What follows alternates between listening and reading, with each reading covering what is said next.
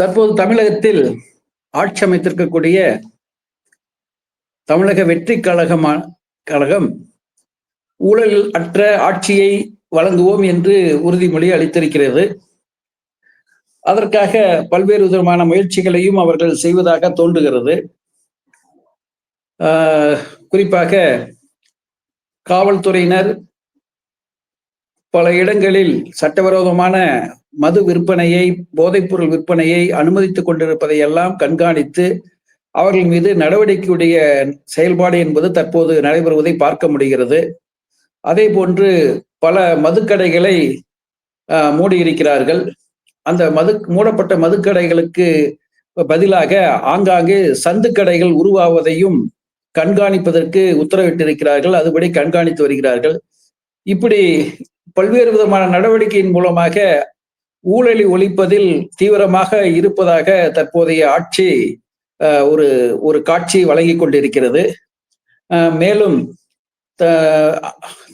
தமிழக வெற்றி கழகத்தை கட்சி ஆட்சி செய்வதற்கு நம்பிக்கை வாக்கெடுப்பில் அதிமுக கட்சியிலிருந்து பிரிந்து வந்து ஆதரவு கொடுத்த அந்த 25 எம்எல்ஏக்களில் கூட ஊழல் செய்தவர்கள் இருக்கிறார்கள், அவர்களை மந்திரி சபையில் சேர்த்துக் கொள்ளக்கூடாது என்பது போல முதல்வர் விஜய் அவர்கள் யோசிப்பதாகவும் அதனை அனுசரித்து அவர்களை சேர்த்துக் கொள்வதில் சுணக்கம் காட்டி வருவதாகவும் தகவல்கள் சொல்லப்படுகின்றன.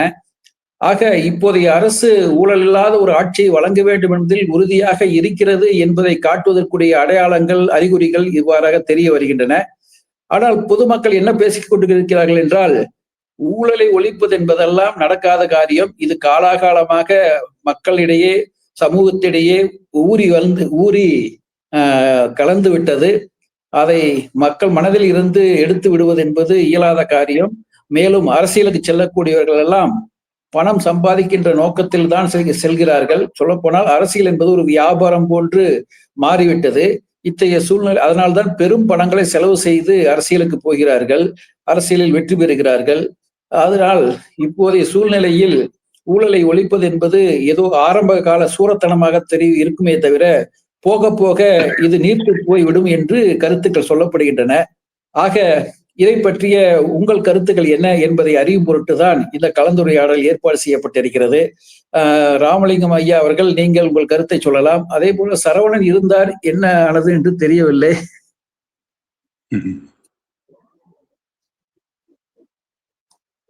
அவர் இருக்கிறாரா இல்லையா? சரவணன் பேர் காட்டுது. ஏங்க சரவணன், உங்களை காண இப்போ இருக்கிறீங்களா? கையாட்டுங்க. கையில ஆட்டுறது தெரியுது, ஆனா ஏன் ஸ்கிரீன்ல வரல? நீங்க மைக்ல வரல சார். மைக்ல தான் வரல நினைக்கிறேன். மைக் மட்டும் தான் வரல சார். அவருடைய மைக் இல்ல, மைக்கும் வரல, ஸ்கிரீனும் வரலையே. அவருடைய இதே வரலையே. லே அவுட்ல என்ன பிரச்சனை? முதல்ல 3 பேரும் வந்தோம் இல்ல? இதுதான், இதை போட்ட போதுதான் வந்தாரு. 3 பேருமே வந்தோம். வேற என்ன பிரச்சனைன்னு தெரியலையே. கொஞ்சம் வெளியில போயிட்டு மீண்டும் உள்ள வாங்க பாக்கலாம். இல்ல, அவர் சரவணன். சரவணன் பேசுறது கேக்குதா? கேட்கல போல இருக்கு. கேட்கல. எனக்கும் கேட்கும் தானே? கேட்கல. இதோ ட்ரை பண்றாரு, ஆனா வந்து இதாவல, கிளிக் ஆகல. என்னாச்சு அவரு?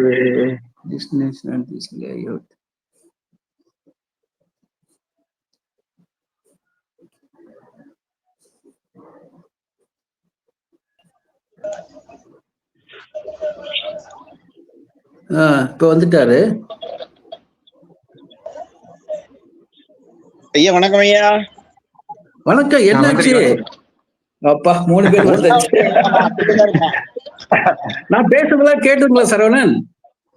தெளிவா கேட்டதுங்க ஐயா. தமிழக வெற்றி கழகம் ஆட்சிக்கு வந்தது முதல் விஜய் அவர்களுடைய செயல்பாடுகள் ஊழலில் மும்முரமாக அவரது பிரிந்து சென்ற அதிமுகவினர் இணைப்பதில் சுணக்கம் காட்டுகிறார். இருந்தாலும் மக்கள் எங்கள் ரத்தத்தோடு ஊர் போய்விட்டது ஊழல், அதை ஒழிக்க முடியாது அப்படின்னு நீங்க விவரிச்சதெல்லாம் கேட்டுக்கிட்டு தான் இருந்தோம். நல்லது நல்லது நல்லது. சரி, உங்களுடைய கருத்துக்களை சொல்லுங்க. லஞ்சம் என்பது என்ன? அது ஒழிக்கக்கூடியதா, ஒழிக்க முடியாத ஒன்றா? எப்படி ஒழிக்க முடியும்னு சொன்னா எப்படி ஒழிக்கணும், என்னென்ன செய்யணும், இதை பற்றி உங்களுடைய கருத்துக்களை சொல்லலாம். இது வந்து இது வெறும் அரசியல் மட்டும் இல்லை, இது ஒரு பொதுவான மக்களுடைய பிரச்சனை. அதனால இது யார் வேணாலும் பேசலாம். நாங்கெல்லாம் அரசு ஊழியர், ஆசிரியர் எல்லாம் பேச மாட்டோம்னு இங்க தயக்கமே வேண்டியதில்லை. ஏன்னா இது எல்லாருக்கும் பொதுவான ஒரு பிரச்சனை. அதனால எல்லா பொதுமக்களும் இதுல கலந்துக்கிறதுல எந்த பிரச்சனையும் இல்லைன்னு நினைக்கிறேன். அதனால உங்களுடைய கருத்துக்களை சொல்லலாம். வணக்கம் ஐயா. வணக்கம் வணக்கம் வணக்கம். ஊழலை ஒழிக்க முடியுமா என்ற ஒரு தலைப்பில் அருமையான ஒரு விவாத அரங்கத்தை உருவாக்கி, இல்ல கலந்துரையாடல் தான், கலந்துரையாடல் தான். விவாதம்னா வெட்டி வெட்டி பேசுறது இல்ல. ஒரு கலந்துரையாடல் நிகழ்வில் நீதிபதி ஐயா அவர்கள் தங்களுடைய ஊழலை ஒழிக்க முடியுமா என்ற கருத்தியல் சார்ந்த ஒரு விளக்கத்தை கொடுத்திருந்தார்.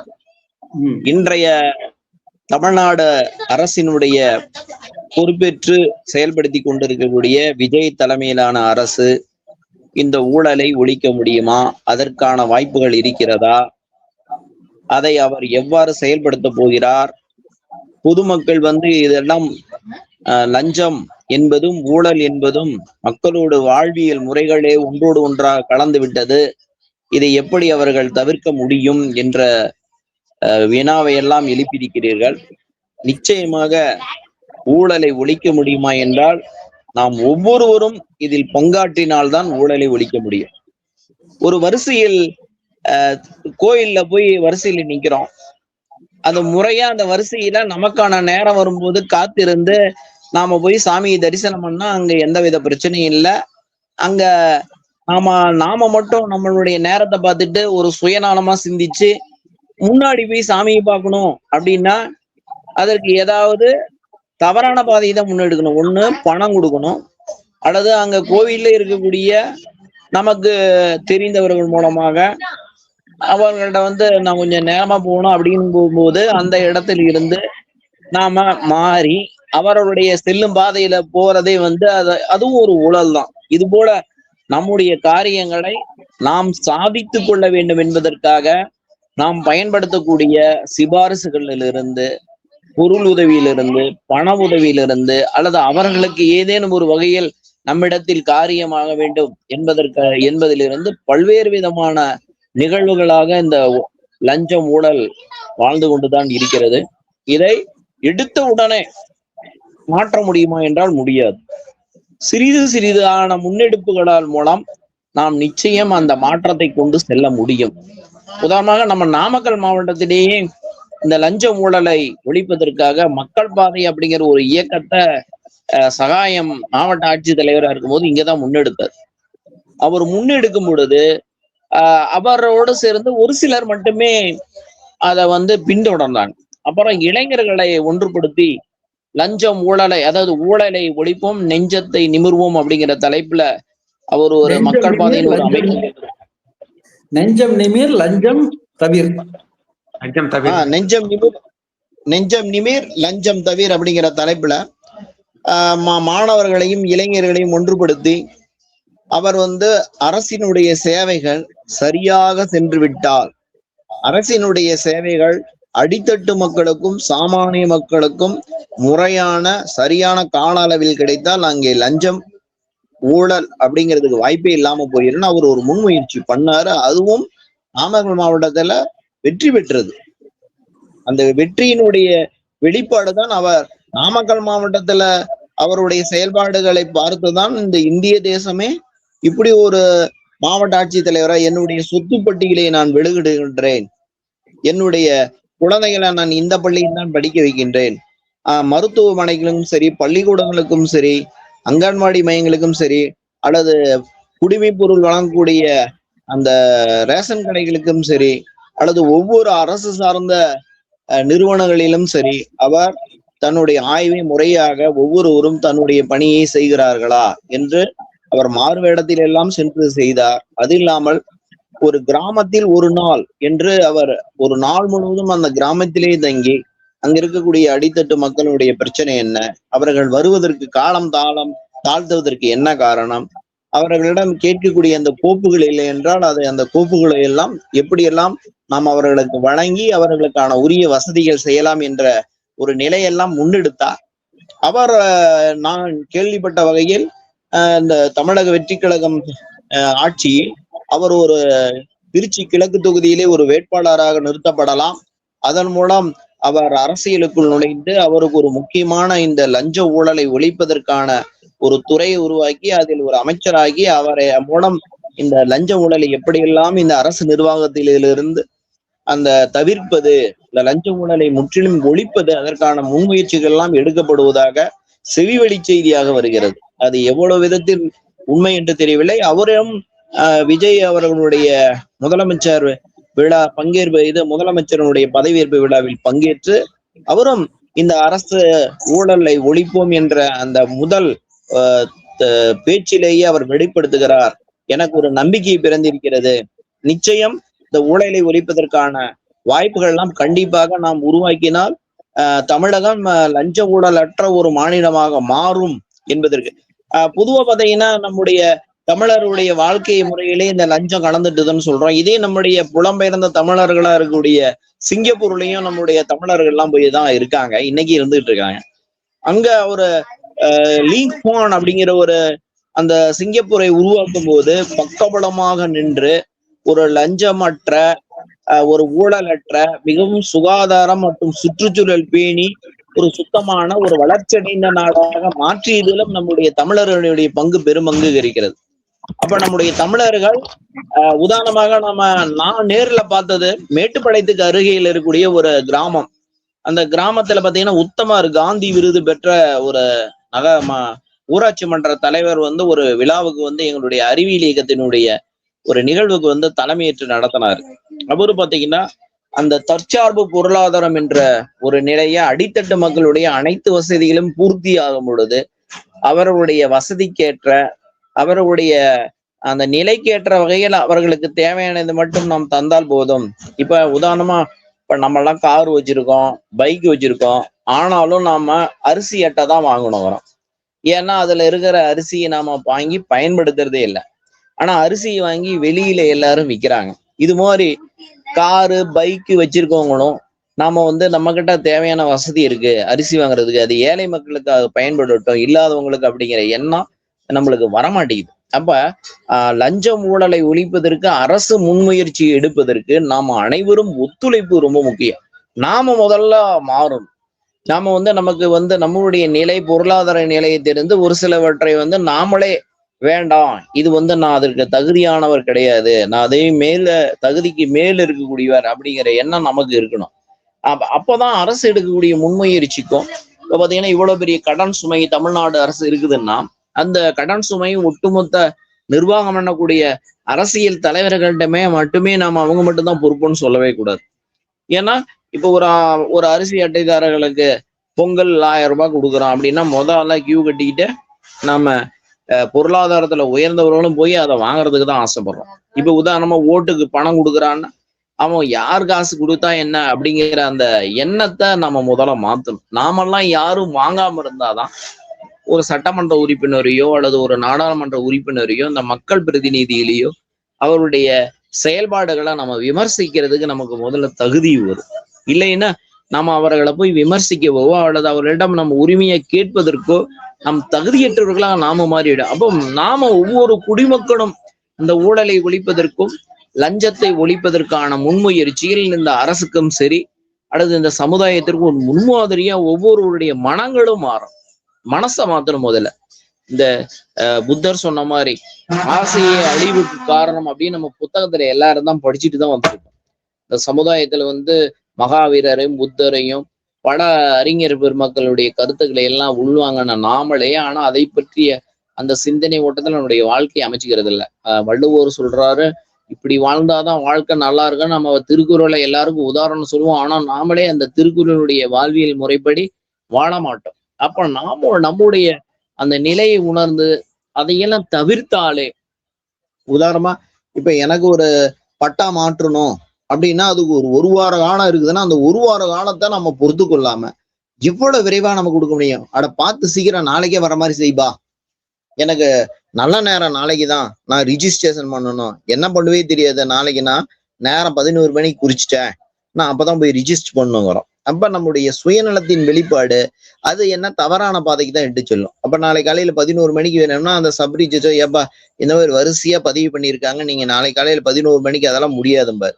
அப்ப முடியாததை முடிக்கிறதுக்கு அவங்க என்ன பண்றோம், நம்ம மறைமுகமா நாமளே அவங்களுக்கு ஒரு தவறான பாதையை காட்டுறோம். சார் ஏதோ பார்த்து செய்யுங்க சார், ஏதோ ஒண்ணு வாங்கிக்கலாங்க சார் அப்படிங்கும் போது அந்த இடத்துல என்ன ஆயிருது, அப்படியா சரின்னு அவரும் என்ன பண்ணுவாரு, சரி ஏதோ ஒரு பொருள் நம்மளுக்கு கிடைக்குது, நம்மளுக்கு ஒரு வருமானம் வருது அப்படிங்கிறத அவருடைய அந்த ஆசை, அந்த நம்மளுடைய சுயநலம், இது ரெண்டும் சேர்ந்து ஒரு தவறான பாதைக்கு தான் இட்டு செல்லும். இப்ப நம்ம கிட்ட இல்ல நம்ம வரிசைப்படி போகணும், நம்மளுடைய பதிவு இந்த தேதியில இத்தனை மணிக்குன்னு எல்லாம் ஆன்லைன்ல எல்லாம் தான் கொடுக்குறான். இங்க நம்ம இந்த பதிவு நிலத்தை இந்த கரையை பண்ணணும் அப்படின்னு நம்ம தமிழ்நாடு அரசனுடைய அந்த இணையதளத்துல முகவரியில பதிவு பண்ணிட்டா இத்தனை மணில இருந்து இத்தனை மணிக்குள்ளன்னு வருது. அந்த மணிக்குள்ள நம்ம போய் பண்ண மாட்டேங்கிறோம். நாம நல்ல நேரம் பார்த்து எனக்கு விரைவா முடிக்கணும், இல்ல எனக்கு டியூட்டிக்கு டைம் ஆயிடுச்சு, நான் இங்க அந்த நேரத்துல ஒரு அப்பாயின்மெண்ட் கொடுத்துருக்கேன், இல்ல நான் வேலைக்கு போகணும், இல்ல நான் லீவ் போட முடியாது, இல்ல எனக்கு ஃபங்க்ஷன் இருக்கு அப்படின்னு ஏதோ ஒரு காரணம் நம்ம சொல்லி நம்மளுடைய தேவையை விரைவா பூர்த்தி செய்துக்கணும். அப்படிங்கும் போது அது தவறான பாதைக்கு நாமளும் மறைமுகமா அரசு அதிகாரிகளை ஊக்குவிக்கிற மாதிரி என்ன இருக்கு.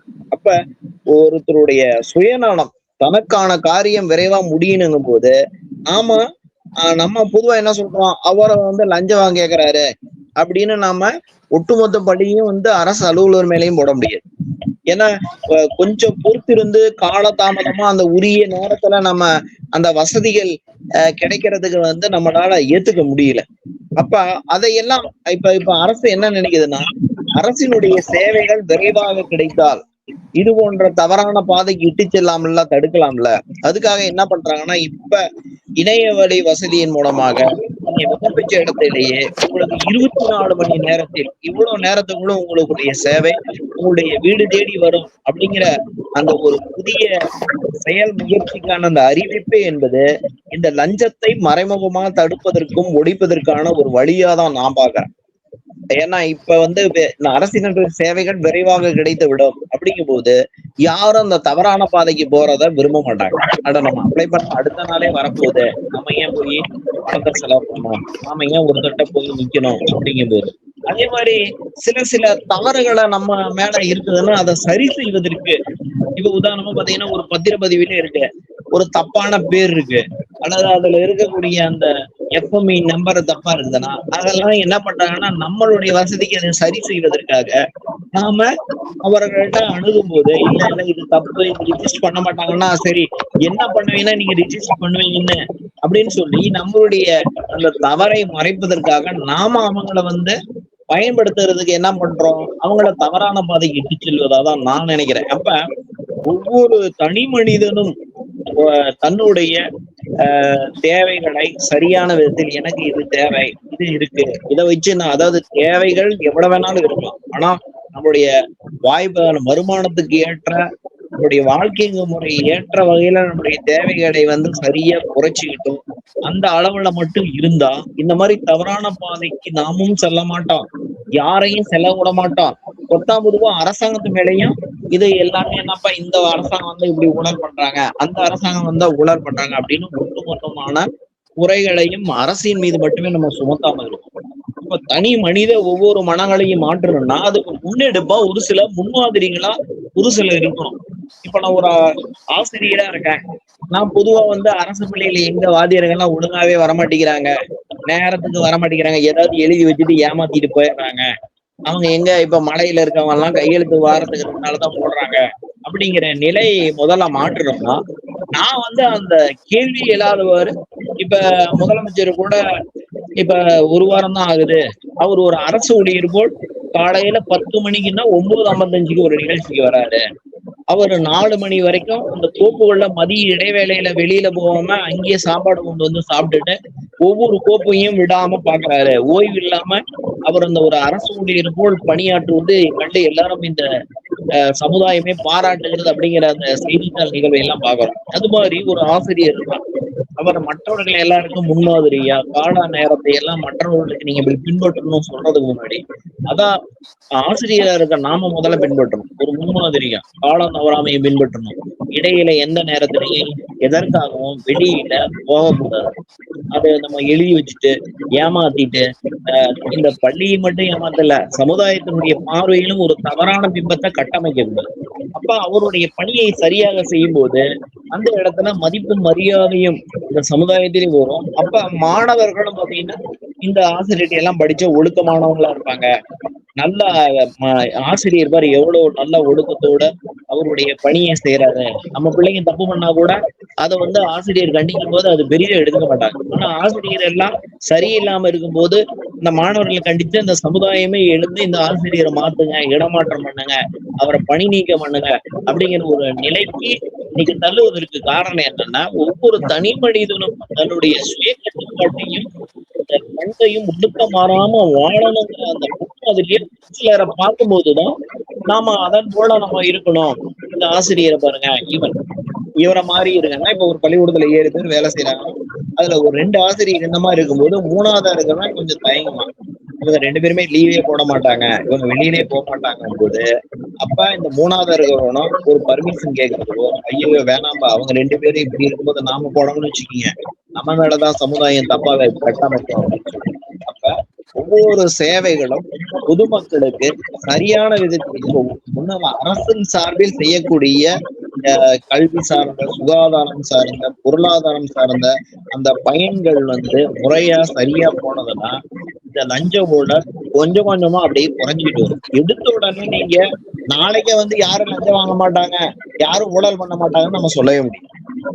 கொஞ்சம் கொஞ்சமா தான் அந்த மாற்றத்தை நம்ம மக்கள் மனசுல உருவாக்கும் போதுதான் அது ஒரு மிகப்பெரிய லஞ்ச ஊழலற்ற அரசாக மாறுவதற்கும் மக்களுடைய வாழ்க்கையும் எதையும் எதிர்பார்க்காம தன்னுடைய தேவைகளை தானே பூர்த்தி செய்யணும், நம்ம உழைச்சு வாழணும். ஒரு முறை நான் கூட படிச்சிருக்கேன் ஒரு செய்தியில, காமராஜர்கிட்ட போய் கேட்டாங்க, ஐயா நம்ம சாப்பாடு எல்லாருக்கும் நாமளே போட்டுட்டா, 3 நேரம் சாப்பாடு போட்டுட்டா மக்கள் எல்லாம் சந்தோஷமா வீட்லயே இருப்பாங்கல்ல, நம்மளுக்கு என்னங்க ஐயா பிரச்சனை அப்படின்னாங்களாம். அப்ப அவர் சொன்னாராம், சாப்பாடு போட்டுட்டு அவங்கள சும்மா விட்டுட்டா அவங்க சோம்பேறி ஆயிடுவாங்க, உழைப்புன்னா என்னன்னு தெரியாது. அப்ப இந்த அரிசி பருப்பெல்லாம் எப்படி வந்ததுன்னு தெரியாம மக்கள் எல்லாம் சோம்பேறிகளா மாதிரி நாடே அழிவுக்கு காரணமாயிரும். அப்படி எல்லாம் செய்யக்கூடாது, நீ இந்த வேலை செஞ்சாதான் உனக்கு சம்பளம், அந்த சம்பளத்தை வச்சுதான் நீ சாப்பிடணும் அப்படின்னு அந்த உழைப்பினுடைய அருமை தெரியணும். அதனால நம்ம வேலை கொடுக்கறதுக்கு தான் நாம அவங்களுக்கு நீங்க இந்த வேலை செய்யுங்க, விவசாயம் செய்யுங்க, தொழில் செய்யுங்க அப்படின்னு நம்ம தொழில்களையும் வேலை வாய்ப்புகளையும் தான் உருவாக்கி கொடுக்கணும். அவங்களே உழைச்சி அவங்களே அந்த ஊதியத்துல சாப்பிடும் போதுதான் அதனுடைய அருமை அவங்களுக்கு தெரியும்.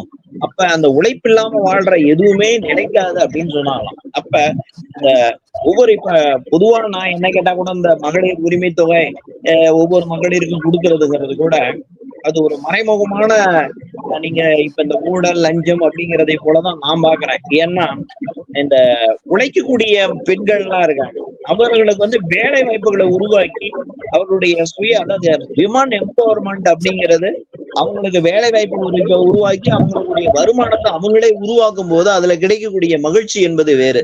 அதுல அவங்களுக்கு ஒரு தன்னம்பிக்கை பிறக்கும், நான் வேலை செஞ்சு நான் சாப்பிட்றேன் அப்படிங்கும் போது யாருக்கும் நான் அடிமை இல்லை அப்படிங்கிற ஒரு எண்ணம் வரும். நம்ம ரொம்ப முடியாதவங்களுக்கு, ஆதரவற்றவர்களுக்கு, உடல் நோயுற்றவர்களுக்கு, மாற்றுத்திறனாளிகளுக்கு, அந்த மாதிரி எந்தவித உதவியும் எதிர்பார்க்காத இருக்கக்கூடியவர்களுக்கு தான் அரசு இது போன்ற ஓய்வூதியம், எப்படி ஒரு வேலையில இருந்து அவரோட உடல்நிலை, அவருடைய வயது காரணமா, பணி மூப்பு காரணமா எப்படி ஓய்வூதியம் கொடுக்குறாங்களோ அது மாதிரி அவர்களுக்கு பொதுமக்களையும் ரொம்ப வயது முதிர்ந்த முடியாத பெண்கள் அவர்களுக்கு இந்த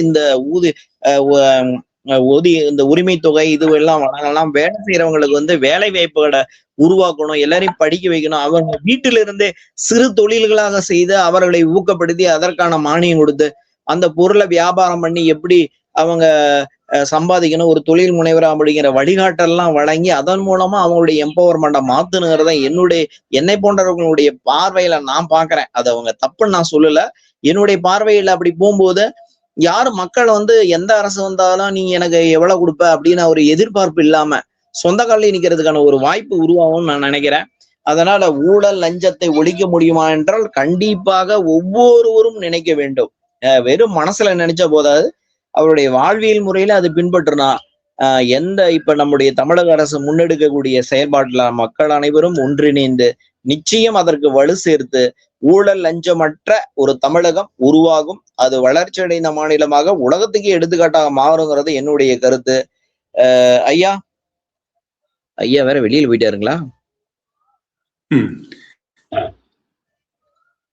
இருக்காரு. ஐயா இருக்கீங்களா ஐயா? நீதிபதியா வெளியில் போயிட்டான்னு நினைக்கிறேன்.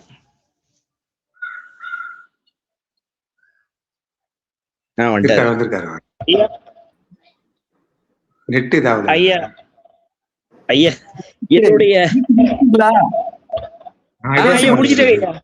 முடிச்சிட்டீங்களா? எனது ஓவர் ஹீட் ஆகி அடிக்கடி க்ளோஸ் ஆயிருது. இப்பவும் டோன்ட் க்ளோஸ் ஓவர் ஹீட் ஆயிடுச்சான். நானு லேப்டாப்ல ஓபன் பண்ணிருக்கேன், செல்போன்ல ஓபன் பண்ணதுனால இந்த பிரச்சனை வந்துகிட்டே இருக்குது. சரி, நல்ல விரிவான உரையாற்றுனீங்க. மிக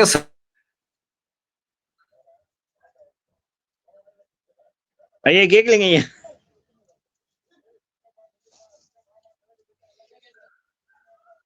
ஐயா கேக்கலங்க ஐயா. ஐயா ராமலிங்க ஐயா இருக்கீங்களா? இருக்கேன். கேக்குதுங்களா? ஐயா பேசுறது கேக்குதா சார்? நான் பேசுறது நீங்க பேசுறது கேக்குதா? ஐயா பேசுறது கேக்கல. இல்ல அவ்வளவுதான் இது சுத்திட்டே இருக்கு. அந்த இது நெட் ப்ராப்ளமா என்னன்னு தெரியல. ஹீட்டான்னு சொல்றதுதான். அதான்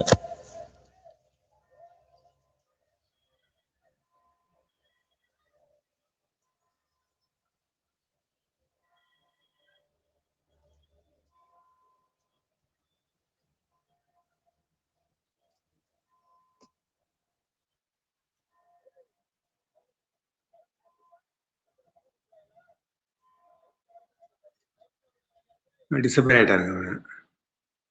இந்த வந்துருவாருங்க ஐயா. வந்துட்டாரு. வராது, சுத்திட்டே இருக்கு. இதுக்கு கனெக்ஷன் கரெக்டா வரல. மறுபடி போயிடுது எனக்கு. சரி, பரவாயில்ல. நல்ல உரையாற்று நீங்க சரவணன். இத எப்படி ஊழல் வருது, எந்தெந்த இடங்கள்ல ஊழல் உருவாதுக்கான இடம் வருதுங்கிறதெல்லாம் தெளிவா சொன்னீங்க. நம்ம நடைமுறை வாழ்க்கையில எப்படியெல்லாம் ஊழலை செய்யறோம் அப்படின்னு ஒரு சின்ன சின்ன விஷயங்களா நினைச்சுக்கிட்டு நாம எல்லாம் செஞ்சுக்கிட்டு இருக்கிறோம் அப்படிங்கிற மாதிரி பொதுவான விஷயங்கள்லாம் சொன்னீங்க. அதை அதை இல்லாம பண்றதுக்கு நம்ம எப்படிப்பட்ட உறுதியோடு செயல்படணும் அப்படிங்கிறதெல்லாம் சொன்னீங்க. அதனால ஊழலை ஒழிக்க முடியும், ஆனா நீண்ட கால ப்ராசஸ் வேணும் அதுக்கு அப்படிங்கிற விஷயங்களையும் சொன்னீங்க. நல்லா இருந்தது. ஒரு விரிவான உரையை ஆற்றுனீங்க. உண்மையில நீங்க சொல்ற விஷயங்கள் கேட்கலையா? ஐயாவோட கருத்து கேளுங்க. ஐயா கேட்கலாம்.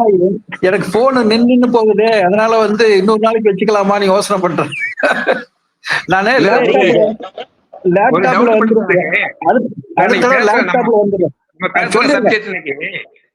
சுருக்கமா சொல்லுங்க. நான் தான் வெளியில போயிடுறேன், நீங்க பேசிக்கிட்டே இருக்கலாம். நீங்களும் நல்லா இருக்கா சார்? நீங்களா? இல்ல சார், என்னுடைய கேள்வி என்னன்னா, இன்னைக்கு நம்ம எடுத்துக்கிற சப்ஜெக்ட் ஊழலை ஒழிக்க முடியுமா என்றதா, அல்லது புதிதாக அமைக்கப்பட்டுள்ள அரசாங்கம் ஊழலை ஒழிக்க முடியுமான்னு கேட்கறதா? அந்த தலைப்பை எனக்கு கன்ஃபியூஸ் ஆகுதுங்க. இல்ல, நம்ம பொதுவாகவே ஊழலை ஒழிக்க முடியுமான்னு நம்ம விவாதிக்கிறோம், கலந்துரையாடுறோம். அப்படி ஒழிக்கணும்னா என்னென்ன பண்ணணுங்கிறதையும் பொதுவா பேசுறோம்.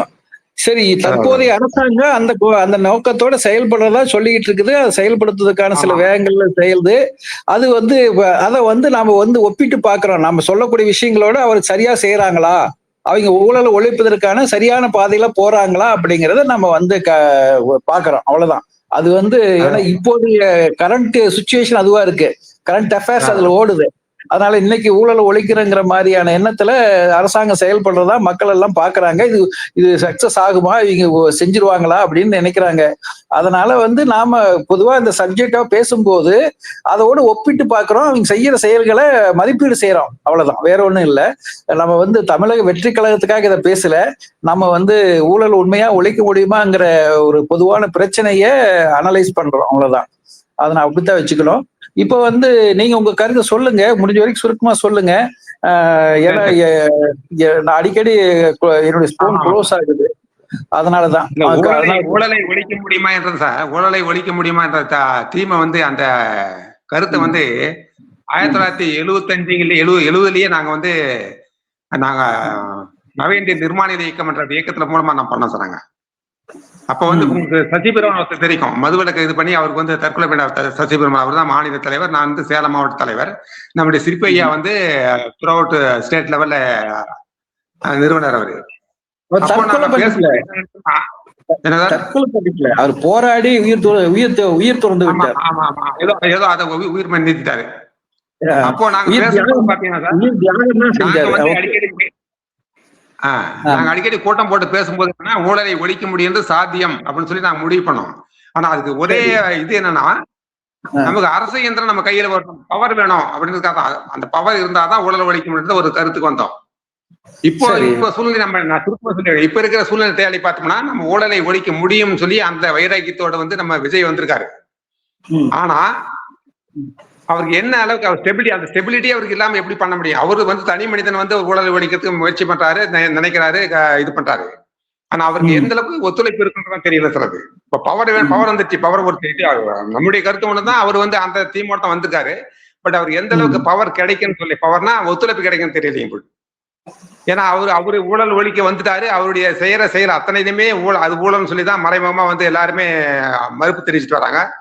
அது இல்லாம இருக்கிற அரசு இயந்திரம், IAS officer, IPS officer, police people, இவங்க எல்லாம் வந்து சட்டத்தை கையில் எடுக்கிறவங்களே அவங்களே வந்து பாத்தீங்கன்னா எந்த அளவுக்கு 100% ஏறக்குறைய வந்து ஊழல்வாதி இருக்காங்க. இது எப்படி அவருக்கு இதாகும்? எனக்குன்னா வந்து அந்த காலத்துல ஒரு பழமொழி சொல்லுவாங்க, அதாவது புரட்சி செய்தால் புரட்சி செய்தவன் வந்து மாய்த்து விடும் சொல்லுவாங்க. இப்ப வந்து விஜய் வந்து புரட்சி பண்றாரு. அவர் பண்ணும்போது சுத்தி வளைச்சு எல்லாரும் நெருக்கடி பண்ணும்போது கூட அவருக்கு சப்போர்ட் பண்ற பீப்புள், கவர்மெண்ட் அமைக்கிறதுக்கான பீப்புள், எம்எல்ஏ, எம்பிஸ், அந்த மாதிரி எம்எல்ஏ பீப்புள் பிளஸ் அரசு இயந்திரம் இவங்கெல்லாம் சேர்ந்து கம்ப்ளீட் சுத்தி வளைச்சு அவர் நெருக்கிடுவாங்க. அப்ப என்ன ஆகும்னா அந்த புரட்சி பண்றாரு, இது ஒரு புரட்சி தாங்க ஆக்சுவலா, மறுமலர்ச்சி அல்லது புரட்சி கூட சொல்லலாம், ஊழல பெரிய புரட்சி இது. இந்த புரட்சிக்கு அவர் முன்னெடுக்கும் போது அவருக்கு எந்த அளவுக்கு அவருக்கு சப்போர்ட் கிடைக்கும் நமக்கு முழுசும் தெரியும். ஆக்சுவலா நம்ம மாதிரி ஆளுக்கு இதுதான். அது என்ன காலப்போக்கில் நம்ம மாதிரியாலும் கொஞ்சம் கொஞ்சமா அவருக்கு சேர்ந்து சப்போர்ட் பண்ணி ஒரு காலப்போக்கில் வந்து ஊழலை ஓரளவுக்கு ஒழிக்க முடியும், முழுசும் ஒழிக்க முடியும் சொல்ல முடியாது. பட் நம்ம மாதிரி நம்ம மாதிரி பீப்புள் திருப்தி அடைறதுக்கு வந்து ஊழல் ஓரளவுக்கு ஒழிக்கலாம். ஓரளவு ஒழிச்சாவே அப்புறம் கிராஜுவலா கொஞ்சமா ஊழல் ஒழிக்க முடியும். ஆனா இப்போதைக்கு எடுப்புலயே வந்து ஊழலை ஒழிக்க முடியுமாட்டாலும் இவர் விஜய் நினைக்கிற மாதிரிலாம் வாய்ப்பு கம்மிங்க. அதான் என்னுடைய சுருக்கமான கருத்து. நீங்க சொல்றது கருத்து சரிதான். விஜய் பற்றி வந்து ஏற்கனவே அவர் வந்து ஏதோ கார் வாங்கின விஷயங்கள் எல்லாம் ஊழல் பண்ணிட்டாரு அப்படிங்கிற மாதிரியான பேச்சுகள்லாம் இருக்கு. இருக்கீங்களா? லைன்ல இருக்கீங்களா? கேக்குதா? அதுல 2 பேருமே இப்ப வந்து வீடியோவில் வராம இருக்கீங்க. ஒருவேளை என்ன மாதிரியே வந்து வெளியில போயிட்டீங்களோன்னு நினைச்சேன். ஓகே. ஆனா வந்து என்னன்னா, நல்லது, நீங்க தேவைன்னா க்ளோஸ் பண்ணிக்கங்க. என்னன்னா, அப்படி விஜய் பேர்லயே ஏற்கனவே பல குறைபாடுகளும் இருக்கு சொல்றாங்க. அவர் வந்து ஏற்கனவே பல விஷயங்கள்ல வந்து தவறுகள் பண்ணியிருக்காரு அப்படிங்கிறாங்க. பொதுவாவே நடிகர்கள் வந்து பாதி பணத்துக்கு தானே பணம் கட்டுறாங்க. கருப்பு பணம் அவங்கிட்டு இருக்கத்தானே செய்யுது இல்லையா? நடிகர்னாவே பாதி பணத்தை வெள்ளையாவும் பாதி பணத்தையும் கருப்பாவும் தான் வாங்கிக்கிறாங்க அப்படின்னு சொல்றதெல்லாம் உண்டு. அது இருக்கத்தான் செய்யும் இல்லையா? அப்படி வந்து பார்க்கும்போது ஊழல் இல்லாம தூய்மையா இருந்தவர் விஜய் அப்படின்னு நம்ம ஒண்ணும் கணக்கு போட முடியாது. ஆனா அப்படி சில தவறுகள் அவர்களுடைய வாழ்க்கையில செஞ்சாலும் கூட பொதுவாக சமுதாயத்துல ஊழல் இல்லாத ஒரு சமுதாயத்தை உருவாக்கணும்னு நினைக்கக்கூடிய நல்ல எண்ணங்கிறது ஒருவேளை இருக்கலாம். எல்லாத்துக்கும் தப்பு பண்ணிக்கிட்டு இருக்கீங்களும் இருக்கலாம். அதனால வந்து அந்த எண்ணங்கள் இருக்கலாம். அதை செயல்படுத்துறதுக்கு ஒரு பொறுப்பான ஒரு முக்கியமான பொறுப்புக்கு வந்திருக்கக்கூடிய அவர் வந்து அதை வந்து அவர் மனசுக்குள்ள இருக்கக்கூடிய அந்த நல்ல எண்ணத்தை செயல்படுத்துறதுக்காக முனையலாம். அதனால அவர் ஏதோ சில தவறுகள் செஞ்சிருக்காருங்கிறத பார்த்துட்டு இவரெல்லாம் ஒன்றும் பண்ண முடியாதுன்னு நம்ம கணக்கு போடவும் கூடாது. தவறு செய்யாத மனிதர்கள் யாரும் இருக்கவே முடியாது. நோ பர்ஃபெக்ட் மேன் அப்படின்னு சொல்லுவாங்க. அதனால வந்து அவர் வந்து முதலமைச்சரா வருவோன்னு தெரியாத காலகட்டத்தில் அதெல்லாம் அவர் அவருடைய வாழ்க்கை சூழ்நிலையில ஏதோ அவர் செய்யறது சரின்னு நினைச்சு செஞ்சிருக்கலாம். ஆனா இப்ப அவர் மக்களுக்குரிய தலைவராக, மக்களுக்கு வழிகாட்டியாக இருக்க வேண்டிய ஒரு பொறுப்புமிக்க இடத்துக்கு வந்த பிறகு அவர் சமுதாயம் நல்லபடியா இருக்கணுங்கிறதுக்காக இந்த ஊழலை ஒழிக்கணுங்கிறதுல அவர் ஒரு உறுதியை காட்டுவதற்கான முயற்சி எடுக்கலாம். தப்பு அப்படி செய்ய மாட்டாருன்னு நம்ம உறுதியா சொல்ல முடியாது. ஆக அந்த வகையில் அவர் நினைக்கும் போது அவருக்கு நீங்க சொன்ன மாதிரி அவருக்கு ஸ்டெபிலிட்டி இல்லை. அவருடைய ஆட்சியில ஒரு ஸ்டெபிலிட்டி இல்ல. ஒரு அறுதி பெரும்பான்மை இருந்தா அவர் எந்த காரியத்தையும் உறுதிபட செய்வதற்கான முயற்சி எடுக்க ஒரு வாய்ப்பு, நல்ல வாய்ப்பாக அமையும். இப்போ அவருடைய ஆட்சியை தக்க வைக்கக்கூடிய கடினமான சூழ்நிலை இருக்கும்போது அவரே இப்போ அதிமுகவுடைய ஒரு பிரிவினர் தன்னை ஆதரிப்பதற்கு மறைமுகமான ஒரு ஏற்பாடு செய்து விட்டதாகத்தான் பலரும் பேசிக்கொண்டிருக்காங்க. அங்க குதிரை பேர நடந்துட்டு இருக்குது அப்படிங்கிற மாதிரியும் சொல்றாங்க. ஆக அந்த வகையில பார்க்கும்போது அவங்களும் ஒரு தன்னுடைய கட்சியை விட்டு வெளியில் ஒரு 25 பேர் அவர்களை ஆதரிச்சிருக்காங்க. அவங்க ஒரு வீட்டுக்கு தங்களுடைய பதவி நிலைக்குமா போயிருமாங்கிற ஒரு பயங்கர ஒரு ஆபத்தான நிலையில அவங்க இருக்கிறதாவே இருக்காங்க, பார்க்க வேண்டியது இருக்கு. ஆக அப்படி அவங்க தனக்குடைய பதவியை இழக்கக்கூடிய சூழலும் வரலாங்கிற சூழ்நிலையிலையும் அவங்க விஜய் ஆதரிக்க வந்திருக்காங்கன்னா அதுக்கு விஜய் தரப்புல இருந்து அதுக்கு சரியான பாசிட்டிவ் சிக்னல் இல்லாம அவ்வளவு தூரம் வந்திருப்பாங்களா அப்படிங்கிறது யோசிக்க வேண்டியதா இருக்கு. ஆக அப்படி பார்க்கும்போது அவருடைய ஆட்சியை காப்பாத்திக்கிறதுக்காக பல வழிகளை முயற்சி பண்ணிருக்கும் போது அவர் ஊழல்ல தான் ஏற்கனவே பண்ணிட்டு இருக்காருங்கிற மாதிரிதான் பலரும் குற்றம் சாட்டிட்டு இருக்காங்க. இதெல்லாம் பண்ணீங்களே இது ஊழல் இல்லையாங்கிறாங்க. ஆக ஊழல்ங்கிறது விரிவான அர்த்தம் கொண்டதுதான். அது பல்வேறு வாழ்க்கையுடைய பல்வேறு செயல்பாட்டுகளிலும் வரக்கூடியதா தான் இருக்கு. அப்படி தன்னுடைய ஆட்சியை நீங்க நிலைக்க வைக்கிறதுக்காக அவர் பண்ணியிருக்கக்கூடிய பல செயல்கள் மறைமுகமா பண்ணியிருப்பாங்க, வெளிப்படையா தெரியாது. ஆனா அப்படி பண்ணியிருக்க கூடும் என்று யோசிப்பதற்கான இடம் இருக்கிறது. இல்லைன்னா இவர்கள் 25 பேர் போய் தாய் கட்சியை பகைச்சிக்கிட்டு போய் சப்போர்ட் பண்ணிருப்பாங்களா அப்படிங்கிற கேள்வி எழுது. ஆக இதுல எல்லாம் பார்க்கும்போது இப்ப அவங்க எல்லாம் ஊழல் பண்ண மந்திரியா ஏற்கனவே இருக்காங்க. அவங்களை எப்படி தன்னுடைய ஆட்சியில மந்திரி பதவி கொடுக்கறதுன்னு யோசிக்கிறாரு, சொல்றாரு அப்படின்னு சொல்றாங்க. அதாவது அவங்க ஊழல் குற்றச்சாட்டுக்கு ஏற்கனவே ஆளானதுனால தன்னுடைய மந்திரி சபையில அவங்களுக்கு இடம் கொடுக்கூடாதுன்னு அவர் நினைக்கிறதா சொல்லி இப்ப நம்முடைய சோசியல் மீடியாவில் இப்போ தகவல் வருது. ஆனா அப்படி பார்க்கின்ற போது இப்ப அவருடைய கட்சியில் இருந்து அவர் கட்சியில இருந்து இப்போது அமைச்சராகக்கூடிய செங்கோட்டையின் மேலும் 2020 என்னமோ குற்றச்சாட்டு நிரூபிக்கப்பட்டு தண்டனையே வழங்கப்பட்டவர் தான். தண்டனை வழங்கப்பட்டு அப்புறம் ஆட்சி மாறியதன் காரணமா அது வழக்க கொஞ்சம் அரசு தரப்பிலேயே கொஞ்சம் விட்டு கொடுத்து ஒரு வழியா ஏதோ அந்த வழக்க தண்டனை இல்லாம தப்பிச்சுட்டு வந்திருக்காங்கிற மாதிரிதான் சொல்றாங்க. ஆக அந்த வகையில பார்க்கின்ற போது ஊழல் குற்றச்சாட்டுக்கு ஆளாகாதவர் சொல்லக்கூடிய நிலையில அவர் இல்ல. அப்படி இருக்கும்போது அவரையெல்லாம் வச்சுக்கிட்டு தான் இப்ப அரசியல் செஞ்சுக்கிட்டு இருக்காரு. ஆக அப்படி சூழ்நிலையில இப்ப இவங்க மட்டும் ஊழல் பண்ணிட்டாங்கன்னு சொல்றாங்க, அதனால இவங்களை சேர்த்திக்க மாட்டேன் அப்படிங்கிற மாதிரி நினைக்கிறான்னு சொல்றதே ஒன்றுக்கொண்டு முரண்பாடாக இருக்குது. அந்த ஊழல்ங்கிற பிரச்சனையிலேயே ஒரு பக்கம் ஒரு இடத்துல ஒரு மாதிரியாகவும் இன்னொரு இடத்துல இன்னொரு மாதிரியாகவும் சிந்திக்கக்கூடிய செயலாக பார்க்க வேண்டியதா இருக்கு. இதெல்லாம் பார்க்கும்போது நடைமுறையில் ஒரு ஊழலற்ற ஆட்சியை கொண்டு செல்வது ஏற்படுத்துவது என்பது மிகவும் கடினமான ஒன்று என்பதை புரிந்து கொள்ள முடிகிறது. அதை அப்படி ஒரு உறுதியான ஒரு ஆட்சி உருவாக்க வேண்டும் என்றால் அது நெருப்பில் நடப்பது போன்றுதான் விஜய்க்கு இருக்கக்கூடியதாக இருக்கும்.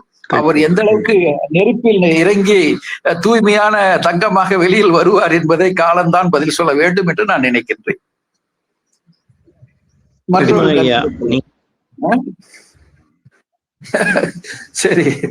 சரி, மீண்டும் இன்னொரு முறை பேசுவோம். இன்னைக்கு ஒரு மணி நேரத்து பக்கமா பேசிட்டு நினைக்கிறேன். அதனால மீண்டும் புதன்கிழமை வச்சுக்கலாமா? புதன்கிழமை எல்லாம் ஃப்ரீயா இருப்பீங்களா?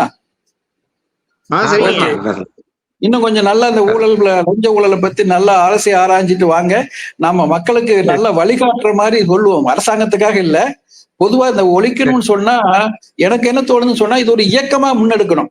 சும்மா ஒருத்தர் ஆட்சி கண்டிப்பா, வந்துருச்சு, ஆட்சி வந்தோன்னா லஞ்சத்தை ஒழிக்கிறேன் அப்படின்னு சொன்னோடனே எல்லா மக்களும் திருந்திடுவாங்க அப்படிங்கிற மாதிரி எனக்கு தோணல.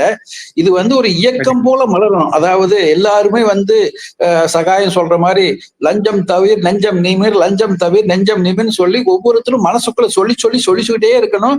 அது சொல்லிக்கிட்டே இருந்தா தான் அது மனசுல பதியும். மனசுல பதிஞ்சா தான் செயல்ல வெளியில் வரும்.